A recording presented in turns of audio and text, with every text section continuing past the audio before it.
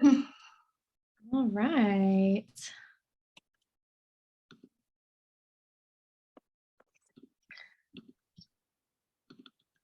All right, we are good to get started. Well, thanks everybody for being on the call today. We are going to be talking about winning our rookie year. So I am Allie Gwinn. I'm the team leader out of Southern Indiana, and we have three wonderful rookie guests who have won their rookie year that are going to share some information with us. So we will jump right in. We'll probably end the call with some questions if you all want to drop any questions in the chat, and we can work through some of those too. But thanks everybody for being on. So we'll start just by going through and you guys can introduce yourselves and just tell us your name, what market center you're out of, how long you've been in the business, whether you're a team or an individual. Where are we starting with? Yeah, Rebakah, you want to start? Okay, sure. Okay. Rebakah Goodpaster. I'm out of KW Legacy in Richmond. I actually work in the Mount Sterling office. 2 years in July as an individual agent. Okay, awesome. Okay, Jake. My name is Jake Watts. I'm with Keller Williams Legacy Group in Richmond, and I work out of the Richmond office. I've had my license since November of 21, so just over a year. Awesome. And Micala? I'm Micala Blincoe. I'm here at the one team Keller Williams in Southern Indiana, and I have had my license for 2 years and last week, I believe. Awesome. Well, thank you guys for being on the call and sharing your information with us and your stories. So we'll just jump right in. Can you all tell us why and how you got into real estate? Rebakah, we'll kind of go through the same order. Okay. We'll start with you, Rebakah. I thought about it in my early 20s, but just didn't make the jump. I didn't really know anybody in it. But about 3 years ago, I was finishing up my business degree, and I was working for an attorney doing deed prep, title searches and helping her host closings. So it kind of just gave me the urge to want to go ahead and get my license and get going on it. That's awesome. Jake, what about you? I don't remember what prompted me to want to get my license, but I remember I almost quit my degree to get it, and I didn't register for class that fall. I decided to go back and get my degree, and then that was in 2018, I think. And then in 2021, I finished school and I got a job as a transaction coordinator. Lost that job in January of last year, and I've been a full-time agent since. Oh, that's awesome. Micala? So for me, we actually we've moved 7 times in the past 8 years for my husband's job, and every time we would move, we'd have an interaction with a different agent, and some were great, some were not so great, but the last time was a great experience. I loved everything about it, and I kind of thought to myself, I would be good at this. I would enjoy doing this. And in August of 2020, I kind of just woke up one day and was like, I'm going to do that now. And my husband supported it, and we just kind of went with it. I love that. Thank you guys for sharing that. So what has been your favorite thing about real estate so far since you began the journey of real estate? I like being able to run my business how I would like to. There's been a lot of instances where I've went in to work with somebody else and made their business better, with some of the technology stuff like that. And I don't know, I just think that, what was the question? Just what's your favorite thing? My favorite thing. Oh, yeah. So sorry, I squirreled. Just being able to run my own business and, have my own schedule. I mean, I stick to a really strict schedule, but I do like to have that flexibility when I absolutely need it. Mm-hmm. Absolutely. Jake, what about you? What's your favorite thing? I really like just the autonomy of it. Like before I got my transaction coordinator job, I worked for Eastern Kentucky University, and I was at a desk all day. I was selling hours of my life for a dollar amount, and I don't think that's something that you can put on an hour of your life or any amount of time in general. So I really like not having to sell my time to anybody, and I can use my time as I want to. That's a good way to put it. I like that. And that's true. Okay. So mine is pretty much the same, the flexibility. I think we all want to make a certain amount of money when it boils down to it, but I genuinely enjoy seeing the journey that everyone is at and those different times of their life and helping them through this big journey. I do really get like a joy out of that. It really can be so rewarding. And when you have the flexibility and you can be your own boss and have such a rewarding job, it definitely checks a lot of boxes. Right. So what do you all think has been the most challenging thing so far since you've started in real estate? What do I have to remember? Well, I guess the most challenging thing is whenever something happens, like we all mess up, right? But like whenever something happens, I hold that to a whole different level. I mean, you're basically solely responsible for what's happening during the transaction. So sometimes we miss things. And I think that's been the most challenging. Whenever I do mess up something, or, you know, even if it's minor, I really, really take it hard. Yeah, that can be hard. I'm sure a lot of people on this call can relate to that for sure. We carry that weight on our shoulders for sure. Jake? I think for me, it's probably been lead generation and the not having a constant pay. Like I'm not going to get paid every 15th or 30th, or I'm not going to get paid every other Thursday. But we'll get into this later, but all of my leads from last year came from other agents. I never converted an open house. I still haven't converted an open house. So my biggest thing has been just finding my own leads without having to pay for them. Yeah, I'm excited to get into that a little bit more later too. Micala? Mine is easily time management. I'm a people pleaser, which I think we all agents want to be that to an extent. We all want to make everyone happy simultaneously while making ourselves happy. But I have a hard time saying no in the aspect of trying to respect my own time when it comes to lead generation or setting those times out that I have for showings. I feel like that is largely my fault. Yeah, I know. Again, what you all are saying is so relatable with being like carrying the responsibility and then the lead gen. I think we all struggle with lead gen and time management. I mean, that is definitely relatable for sure. So, and we'll talk a little bit more about getting through those challenges as well. Okay, so Rebakah, a question for you. So for you, can you share with us some tips on transitioning out of a full-time job into full-time realtor? Like, how did you know it was time to make that leap? So the main thing that stands out is I felt like I wasn't giving my all to the attorney that I was working with. We were a partnership. I mean, we worked really well together, and I could see that I wasn't giving her my best. And I knew that I needed to choose because I wanted real estate to be my career. And as hard as it was, and it breaks my heart, but I had to step away from her in order to take care of my business the way that I needed to. So that was kind of my wake up, like, hey, you're going to have to choose one or the other, or neither is going to work out. I mean, I was always running out of the office. She was trying to be flexible, but it just wasn't fair to her. So. Yeah. And how long did you have your license before you really felt like you were getting like the swing of everything? Probably 3 months, maybe.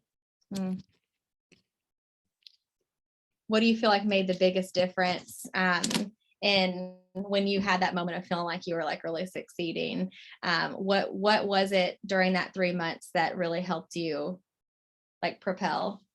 So, we all know that when you first get your license, you have all this really annoying classes that you have to get through, and you got all these hours to do. Well, I did all of them, and I gathered so much from those. just Mhm. hearing the other agents speak and, going through the contracts and, different things that they have the classes on. But I feel like just going ahead and diving in and getting those done, as hard as it is, I know. But yeah, I think that really kind of helped me just get a really good grasp on everything that I needed instead of waiting, we have 2 years? How long do we have to do that? 2 Two. years? Yeah. Yeah. So I got all of mine done within those first 3 months. So I think that really helped. And then, if I saw a class that I felt like, hey, I don't know a whole lot about that, I would get in on that too. And I think that kind of just gave me like the confidence to, if we don't know what we're talking about, and like when we first start, we don't know what we're talking about, do we? We don't. You wing it. Yeah, because the classes to get your license really don't relate to what we're doing every day. So I think just learning a lot about the industry, our market, and just really knowing what you're talking about helps. Yeah, that's really good. And we're going to talk more about some of those valuable classes to jump into as a brand new agent that are helpful to us. So be thinking about those answers too. But yeah, that sounds great. Thank you for sharing. Okay, so Jake, can you tell us how you have been leveraged to other agents in the office and like working leads for them, and how that kind of propelled you into your business? Yeah. Right before I lost my job, I had an agent come into, I worked for an agent in our office, and she has a big office space. He came into our office one day and we were just talking, and he said that I could take a bunch of his buyers. I'd have to run it across with my team lead, but he told me, just completely volunteered it to me. Like, if you want my buyers, you can have them. Well, it wasn't probably 2 weeks later, I lost my job, and I texted him, excuse me. And I was like, hey, I lost my job, so if you want me to work those leads, I definitely will. And he gave me my first and second and third clients. And then Wow. after that, he introduced me to another agent who needed help just because she pays for a ton of Zillow and she can't keep up with it. So it kind of fell into my lap. I wish there was a way I could explain how I got it, but it really just fell into my lap. But I think I've been able to help those other agents too, because I obviously gave them their fair share of it. So they weren't missing out on anything. They didn't lose any money, and it was just money they made that they didn't have to work for. I love that. I love that you took that opportunity and you thought outside the box to become somebody else's leverage, and you were learning the business and working those leads. And, you said it fell into your lap, but clearly you showed that you were going to, have great client experience and provide great service. And so that earned you additional opportunities. Right. So I think that's such a great way to dive into the business that a lot of people don't think about. So I think that that's awesome. That's definitely an opportunity that agents don't take advantage of, and is a great tip.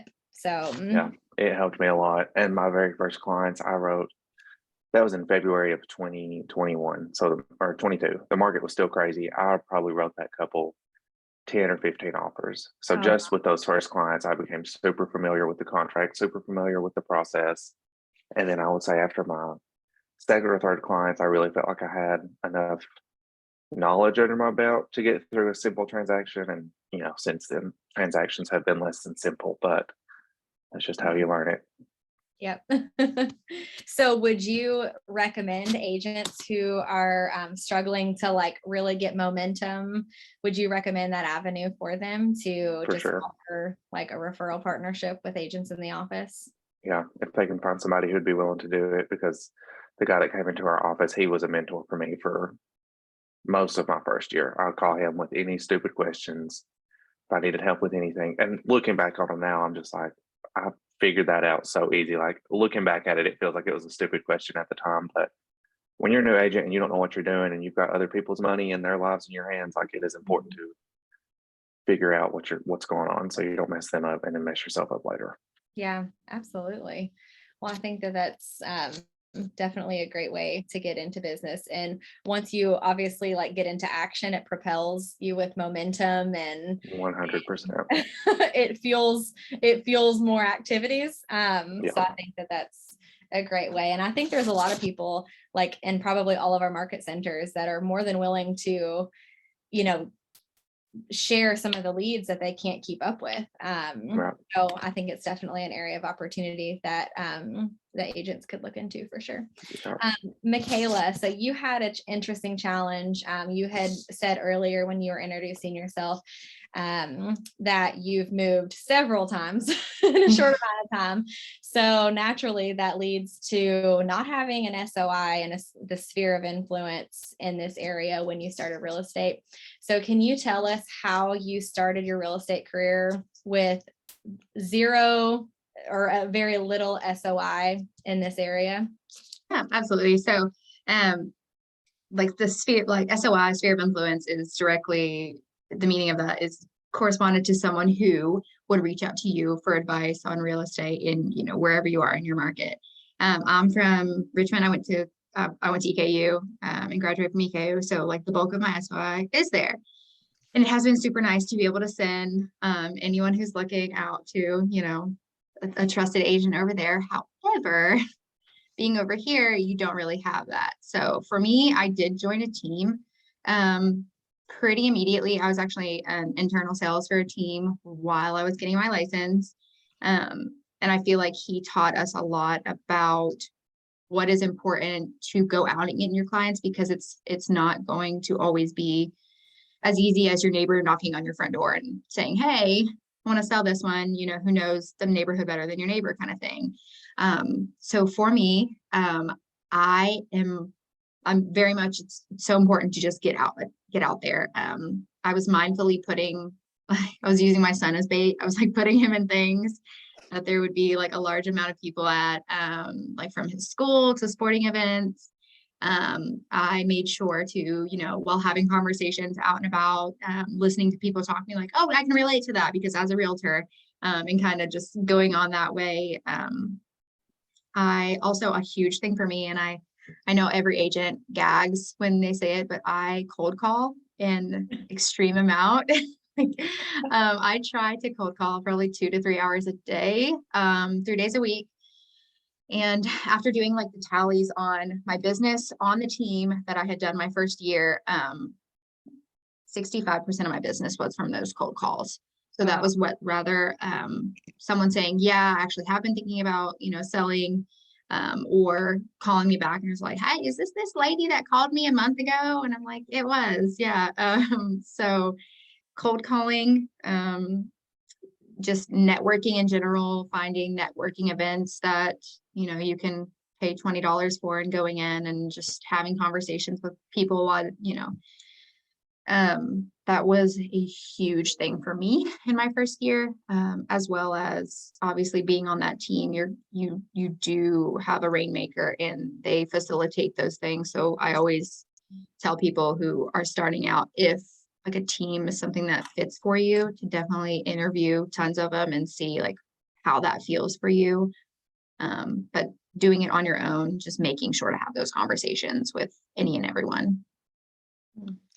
I love that. You all gave such great stories and advice. I loved just, you know, with you, Rebakah, you know, you dove right in with attending the classes and jumping right into all of those activities, and Jake getting into action by thinking outside the box and being leveraged to others. And then Micala just putting yourself out there basically to build an SOI from nothing through the networking and your kids' functions and then the cold calling. So Micala, with your cold calling, did you, was that something that like, did you have fears behind that? Or did you just say like, I have fears, but I don't care, I have to do it anyway? Or did that come naturally? Can you tell us more about that?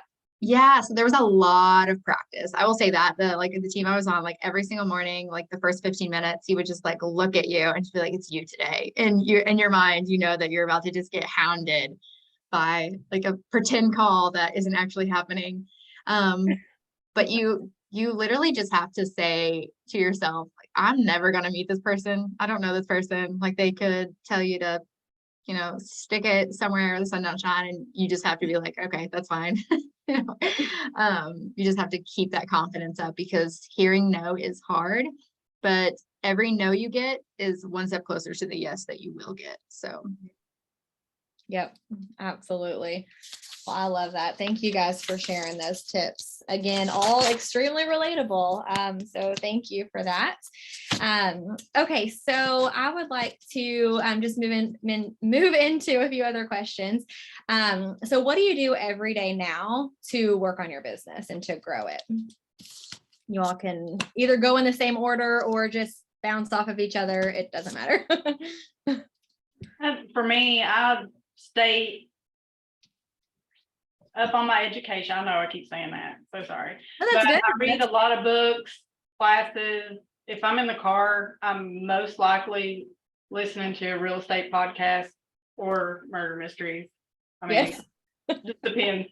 But just always trying to learn new things, learn new tips, just to make myself better. Because I want to be as good as I can for my clients. I want to know, when they ask a question, I want to be able to answer it. And that's kind of how I feel like I work on that. Do you have a favorite podcast or book that you would recommend? Oh boy. We can come back to you. Well, I think the funnest, and pardon me, the funnest one is Crazy Shit in Real Estate. That one's really interesting. It does have a lot of educational stuff in there, and then some crazy stories that kind of happen to people, all of us that have them. So that one's really fun. Check it out.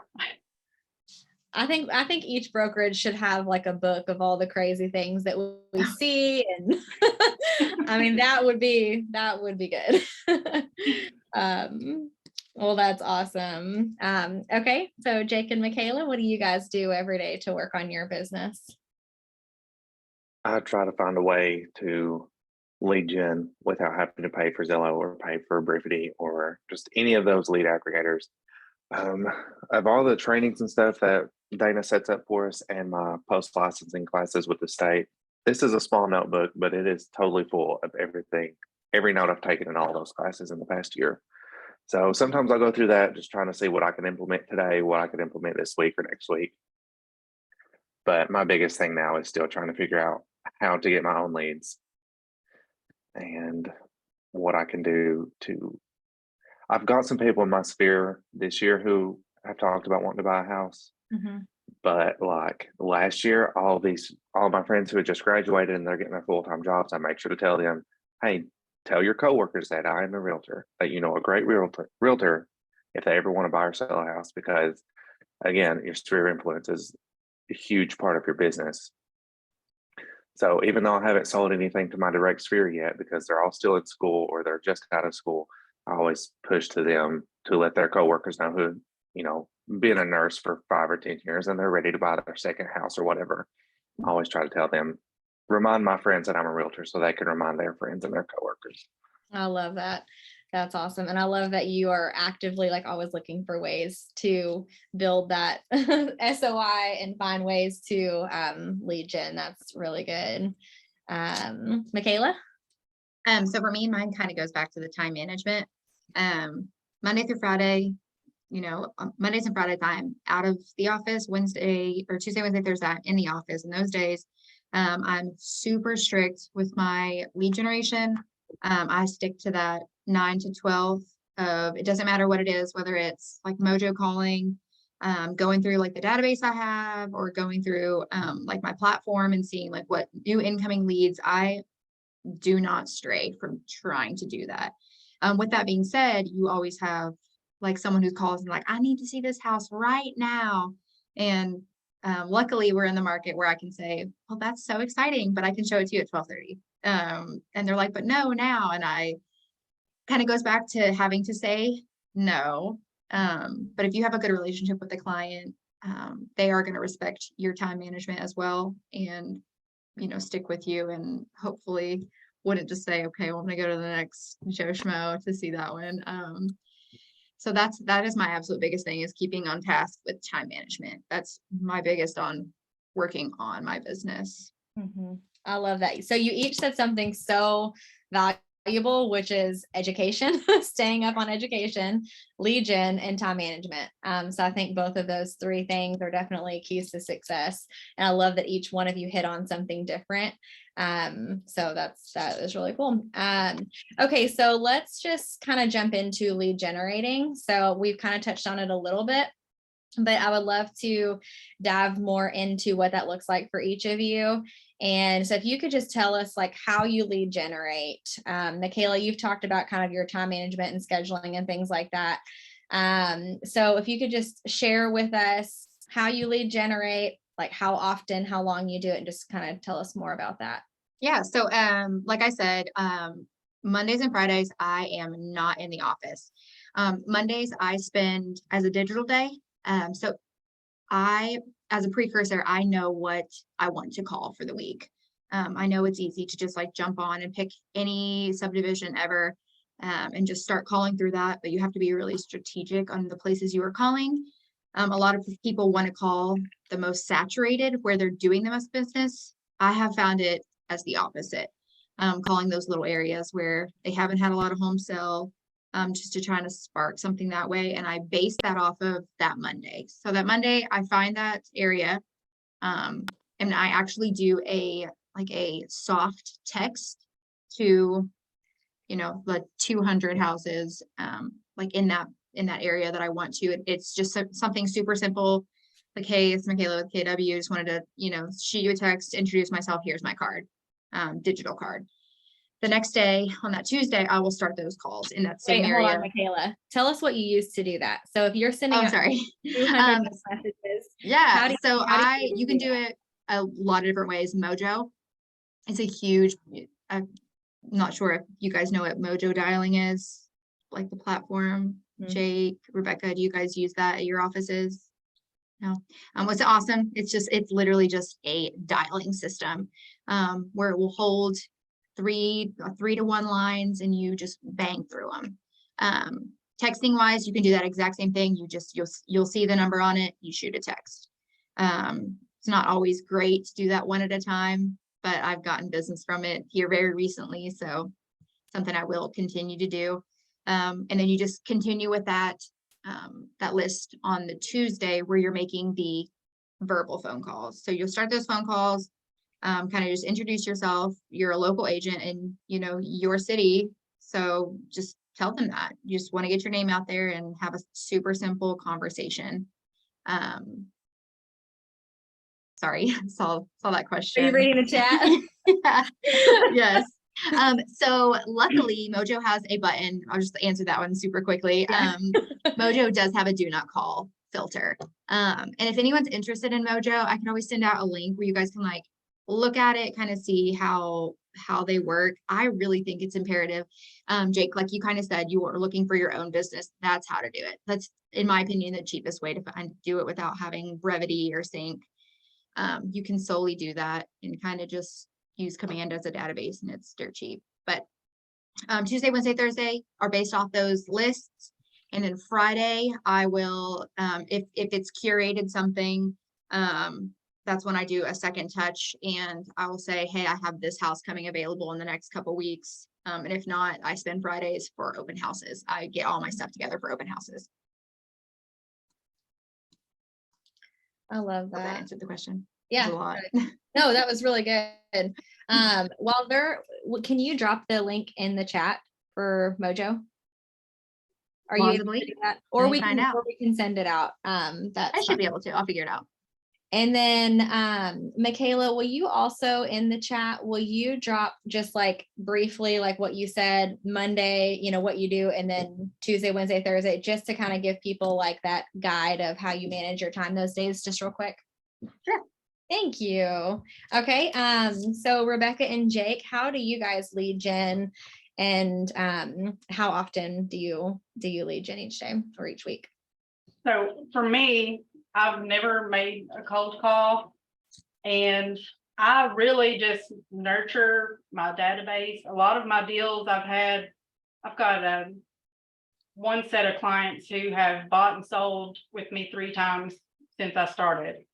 Wow. So, but I just market myself on, I'm trying to do video on the TikTok, guys, and Instagram, but I'm working on that. But I post on Facebook and stuff. I really can't link anything from me getting business from Facebook other than people asking about a house I have listed. Mhm. But I feel like just being out in the community, being involved in stuff, I don't push real estate into the faces of everybody that I'm around.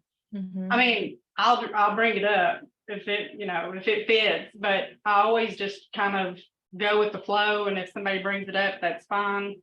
But I think a lot of the deals that I've gotten is just people bringing it up to me, at an event, or, I do a lot of volunteering, stuff like that. That's about it. What kind of things do you volunteer at in the community? I'm the president of the Humane Society here in Montgomery County. Mhm. That takes up a lot of my time. It's really tough. I work 2 shifts down there, and then I run the website and all the spay and neuter clinics. So that is it eats a lot of my time, but I've been doing it for about 10 years. So I really like it. Yeah. I just got in with the Kiwanis Club that does a lot of stuff for like the elderly and children here in Montgomery County. And then basically I'm one of those that's hard to say no to. I mean, if somebody asks me to help, it's kind of hard not to. So You sound like a very relational person. Like, I mean, just the way that you describe your conversations with people and not, pushing real estate necessarily in that way, but just continuing to build relationships and put yourself out there in the community. So if people like you, they want to help you. Mhm. And, so I get a lot, most of my stuff is, like just word of mouth or referrals or repeat business, which is crazy. I know, because I've only been doing this, a year and a half. So that's awesome. When you were talking about like you are doing TikTok and some social media, what kind of stuff do you put out there for people to see when like whenever you're getting in front of people in that way? Is it all I don't think that's really like, I don't think any of my business is coming from that right now. It's just okay. I'm trying to figure it out. Yeah. I might have like 3 likes, but I did have one video last week. I think 1,000 people actually watched it. It's probably my parents. My parents are sharing them, so hey, it's referrals. It's fine. Yeah. That's awesome. Well, thank you for sharing. Jake, what about you? What do you do for Legion? I have been trying to up my social media game. I have blown up on TikTok a few times for posting stupid stuff that I thought was funny, or like me screaming and cussing at a camera. But I've tried to make my following on TikTok a real estate based without like what Rebakah said, pushing it on everybody all the time. So I'll still post like regular things that people may or may not want to see, but there's sometimes I'll sit down and I'll record a video. I have this book here that we got from Jason Abrams in Mason. That was last week or the week before. Yes. And he's got at the back of this mortgage hacks page, or like it's a whole section of mortgage hacks. And I was talking to Dana, and Dana gave me the idea to go through all of those mortgage hacks and break them down and to make a video about each one of them. I love that. And I think there's like 30 of them in there. So that's easily 30 videos I could have. And I try to do open houses like 2 or 3 times a month. I could do more. I should do more, but it's like what my limit is for myself. If I'm at an open house that's like a new build, or I did an open house on like a $750,000 house, I'll do walkthroughs. I'll tell them about the house on a video. And I know people are seeing these videos here locally because I got a Zillow call like maybe in December, early January. And that couple told me that they had saw me on TikTok. So I was like, if you'd have just messaged me there, we still could have ended up in this house. So I know people are seeing them. So I've almost pulled something from it, but not really. But the biggest thing is that I'm in front of people's faces locally. I love that. I think that idea that Dana gave you for mortgage hacks and videos on that is such a great idea. Yeah. We can, I'll see if we can share that out to everybody who's here today, just a copy of those mortgage hacks, because yeah, he shared some really cool stuff. And actually one thing that he shared too with getting in front of people is, you know, a lot of times like everybody's talking about their fear of interest rates, and that's what everybody talks about now. But when we do our social media, a lot of times we avoid those conversations, and it's like, well, I avoid what people are most scared about or most Right. concerned about. And so he gave us that graph too that he shared. You probably have it up. Yeah. And he was like, you have to educate your clients to address those fears so that they go ahead and know that it's safe to move forward, and Yeah. it's still a great time to move forward. But I love that you're incorporating that information in your videos, because I think that that's crucial in becoming like the expert. I think that's great advice. Another thing is I got a Zillow call weeks ago, months ago even, and this couple was talking to me about interest rates, like what do I think? And I was like, I'm not the lender. I can get you with the lender who can answer the lender questions, but my biggest thing was I told them to buy when they were ready, when they could get pre-approved for an amount that could get them what they wanted with a payment that they'd be comfortable with. And then whenever they say that the interest rates are 5, 6, 7%, I always ask, when was the last time they had a car that wasn't 5 or 6, 7%? And that's a depreciating asset. You know, like at some point you'll pay your house off. Should you stay there for 30 years? At some point you'll pay it off. It belongs to you, and it's appreciated in that 30 years. Versus a car you don't get more than like 7 or 8 years out of. Right. So I think what Jason said too is just giving perspective. Perspective is everything. Yeah. Addressing the fears and being knowledgeable, and yes, providing that information and working through those perspectives is, you're right. You're exactly right. And we had, somebody said marry the house, date the rate. Yeah, he was talking about that too. We did have a question on the chat. Looks like Patty was asking, do each of you keep track of the main sources of your business? Yes, I'll tag it in my CRM. Yeah, I use Command, but I tag everything in Command. Okay. I honestly had not until recently, but I have now. That's great. Good deal. Okay, so the next question is going to our database. So we've talked a little bit about lead gen and working on our business. Can you all tell us how you all touch your database once you put clients in your CRMs? What do you do next with that, and how do you get in front of them? I set up reminders. I don't like doing the automatic like flow where it just sends out a generic thing. I just, depending on that client's need, I may be touching base with them once a week, once every 2 weeks, and so on and so forth. So I just set a reminder whenever that pops up. If they're kind of tentatively looking for something, I might say, hey, haven't found anything, whatever, as long as you're talking to them. So I just kind of, I touch base with them like through email, phone, or however that way. I try to send out a newsletter. I'm still working on it because I'm not satisfied with the newsletters that I've been doing. But anyway, that's one way I kind of send those out, like once quarterly, maybe. It's not a big thing. It's kind of time consuming.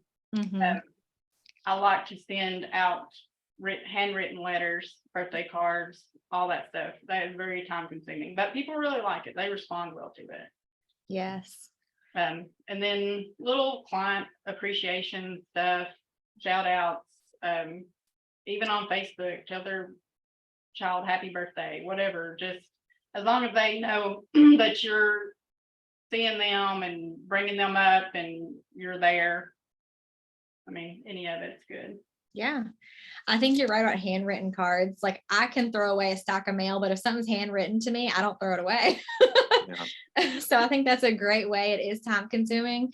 I know in Bold, they talk to us about AM cards, which looks like they're handwritten cards, and it can automate that process for people who want to send handwritten cards but don't want to spend the time. It's definitely a good investment to do AM cards. But yeah, those are great tips, and just loving on them and showing appreciation and commenting and being involved in people's lives, I think is a great way to stay in a relationship with people. Okay. And did I get all of you on that one? No. Okay, I didn't think so. I was looking at the chat too, and I got distracted. So I touch my clients. I touch my past clients. I'll text them every 6 months on their 6-month anniversary and their year anniversary. I'll text them and say, hey, it's been a year since we closed. I sent out thank you cards for Thanksgiving, and I gave everybody a $10 Starbucks card. And I was like, this Thanksgiving, I'm thankful for my clients, and I just want to let you know they'll have some Starbucks on me. did you send them out like actual gift cards, or did you do the digital? How did you do that? I sent actual gift cards. I don't know where. I just got like these navy blue thank you cards from Target, and I wrote a handwritten note in them, and then I bought a physical gift card and stuck it in there with it. That's awesome. Just so they had the handwritten thing. Like they had something physical and something tangible, because an email is something that gets pushed to the back of your head or you delete it or whatever. But if you have it sitting on your coffee table or whatever, you know it's there, you know. Mm-hmm.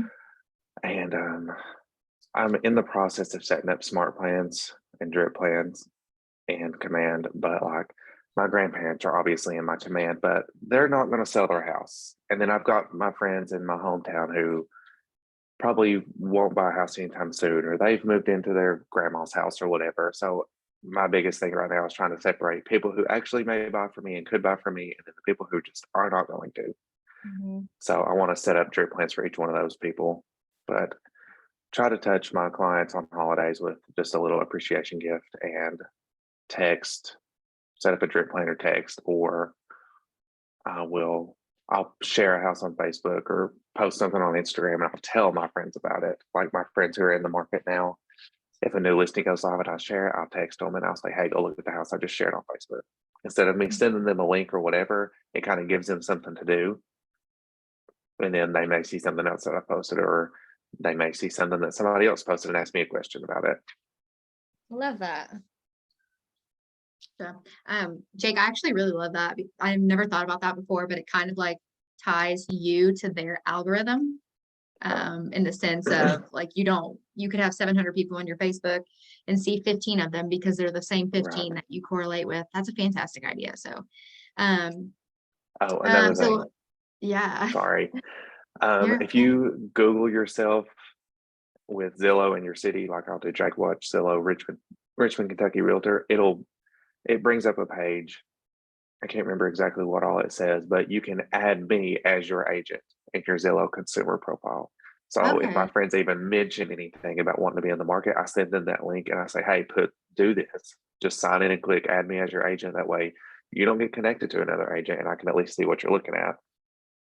Yeah. Because I feel like that, not really that it's a missed opportunity, but more of, if they do seriously come into the market one day and they click contact agent, yeah, they may think of you, but then it's in them through Zillow or whatever, somebody who pays for the leads in that zip code get them.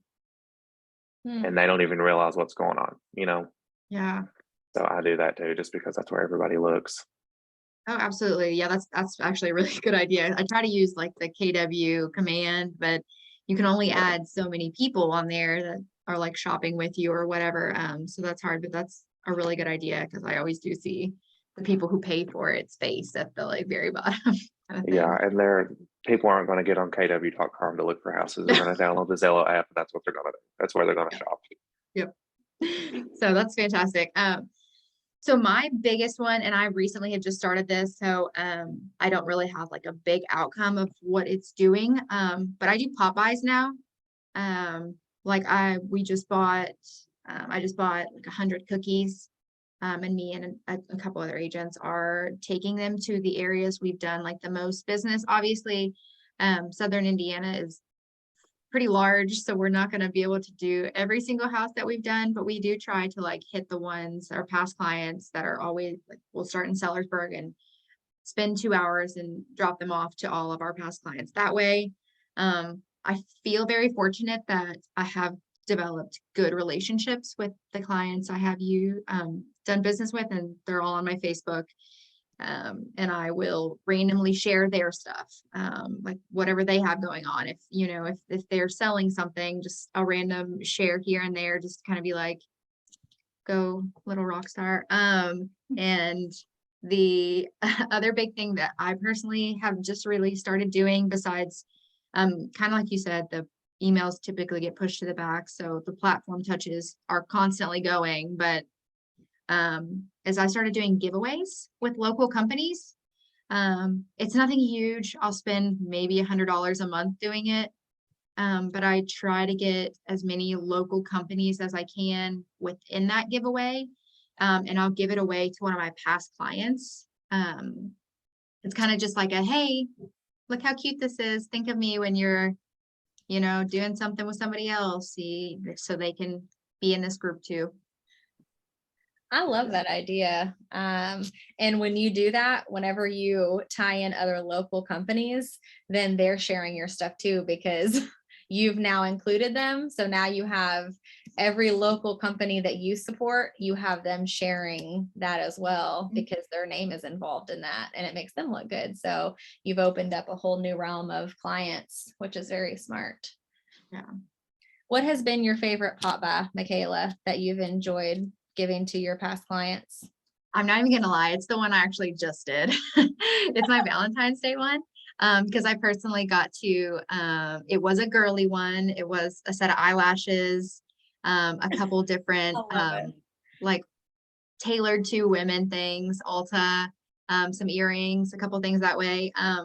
But I'm actually, spoiler alert, doing a fitness one next month.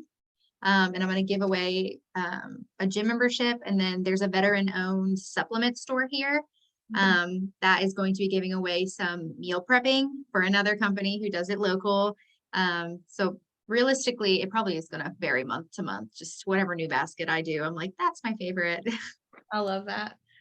That's such a good idea. Somebody asked, do any of you have a private Facebook group for your past clients and VIP events? I don't personally, but I know some agents who run teams or something do it, but I don't know many individual agents who do that. No, they get the personal me. You're right. They can see all of it. It's fine. You can see all the mess. That's awesome. Actually, I accidentally skipped one of their questions on accident. Somebody, when we were talking about your lead sources and tracking them, they wanted to know what your top lead sources are. We kind of touched on that a little bit, but can you guys each share what your top source is? Mine's just probably just referral. Mm-hmm. Yeah. Mine comes from a Zillow account that somebody else pays for. So The best A kind. referral. That's a referral. yeah, They trust you enough to give you that business. That's a referral. Right. So right. yeah. So as of last year, so 2022, mine was cold calling or warm leads, so sync platform leads. And then it was my lender actually. And then referrals. I haven't done a lot of referrals, or I'm sorry, client referrals and then agent referrals. I think I've done very few agent referrals. I've actually just gotten more than I ever have in the past month. And we're all still baby agents, so getting outside state referrals is not, I don't know if you guys have any big things on that yet, but I don't get a ton of client referrals yet. It'll definitely start to snowball.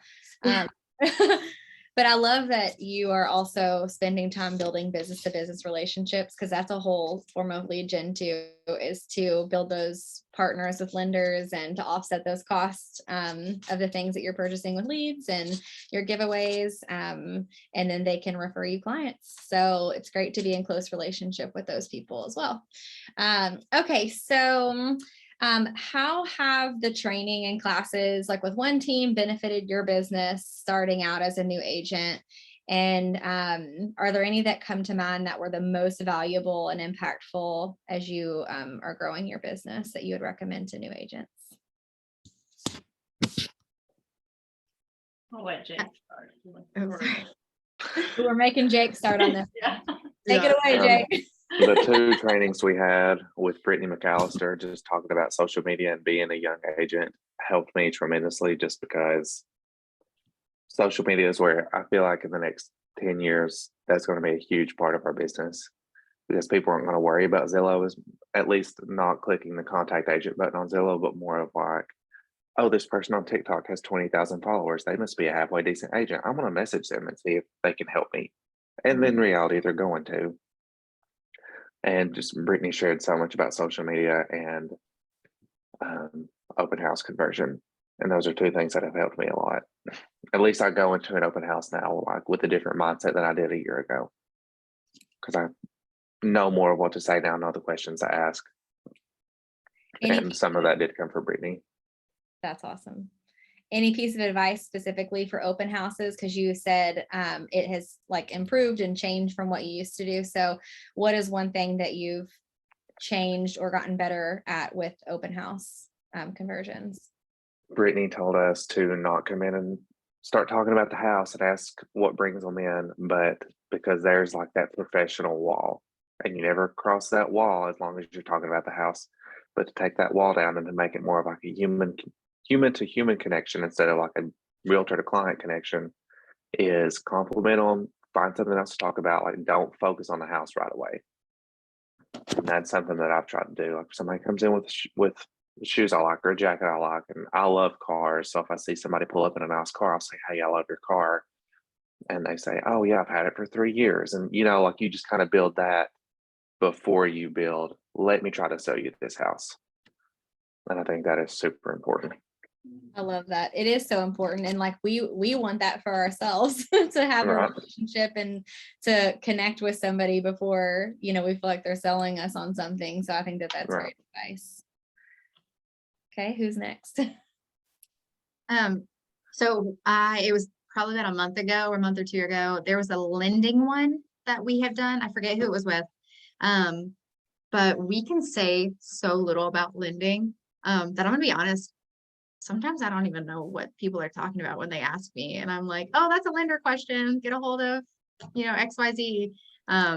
But it was super nice to sit down and actually listen to the market and like where it's going, because as agents, we understand that it's interest is a roller coaster, and we can be super confident knowing that, it is going to go up and down.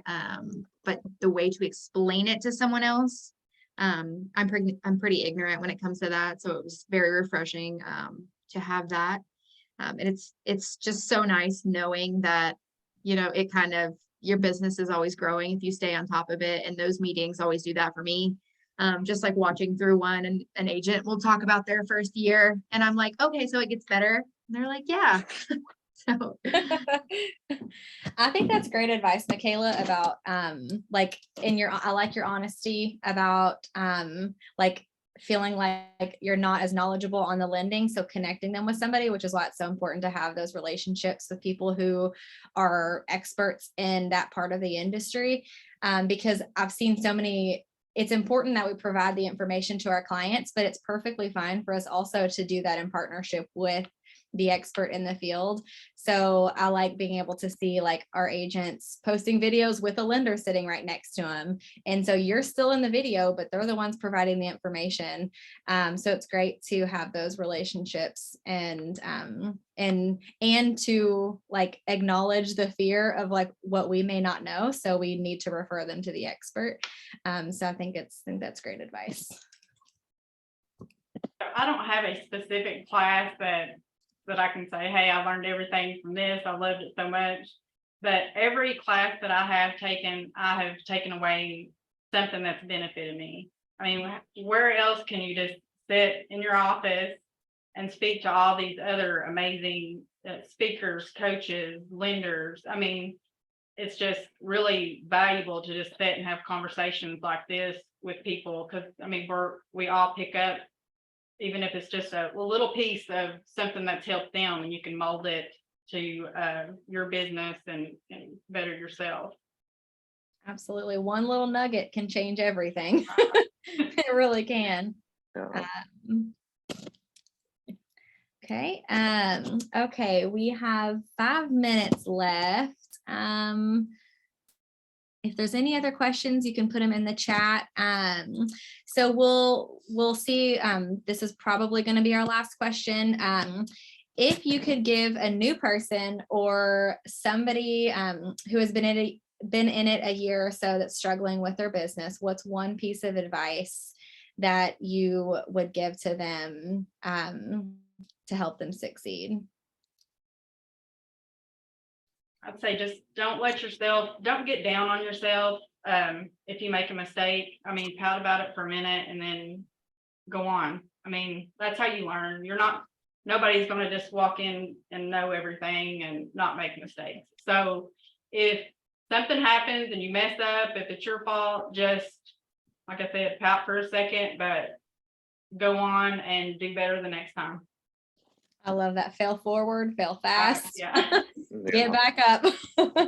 That's and like what Rebakah said, I feel like there are a ton of people out there, like seasoned agents who we think know everything, but none of us are ever going to know anything. We could do this for 50 years and like there's still going to be things we haven't seen. So my biggest thing would be to find a mentor that you can call and ask 100 questions to a day, because somebody who's going to be real with you and you not feel like you're being annoying is going to take a lot off your chest, because that's how I felt last year. But I found my mentor who didn't care to answer 100 questions a day, and it made me feel really secure. And if I have a question, I can call this person.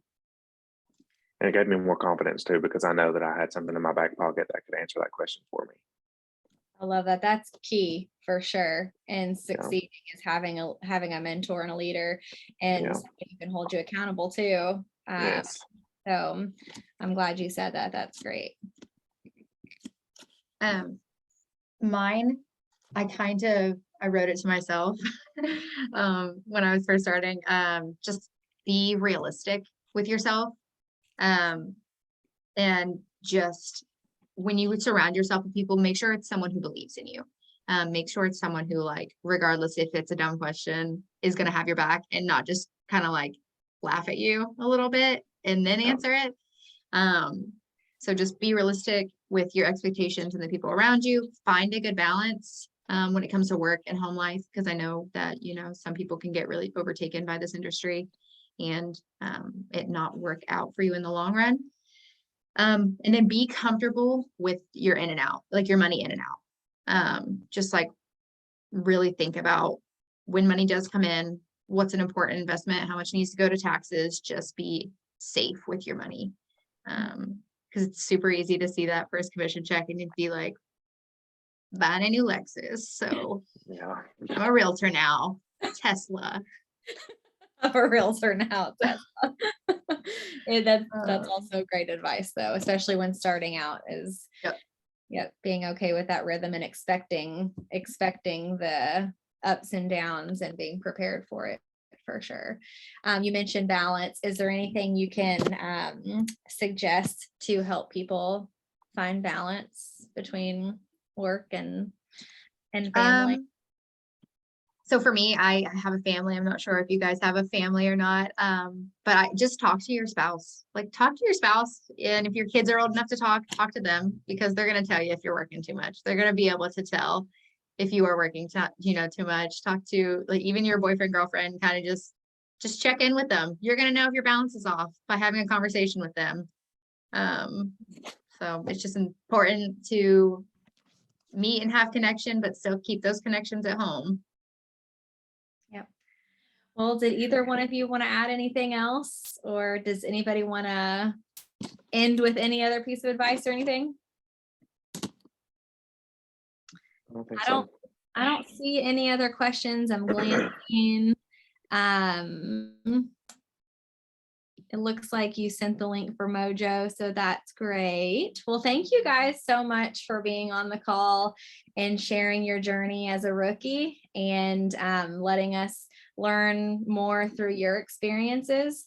So thank you for sharing your struggles and your strengths and your tactical advice. So, well, I hope that everybody has a great day.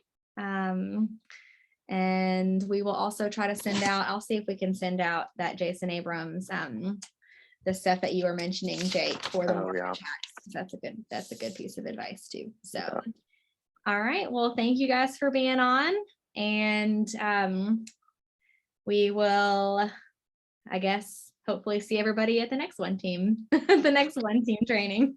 Yeah. Have a great day, everybody. I Too. Bye.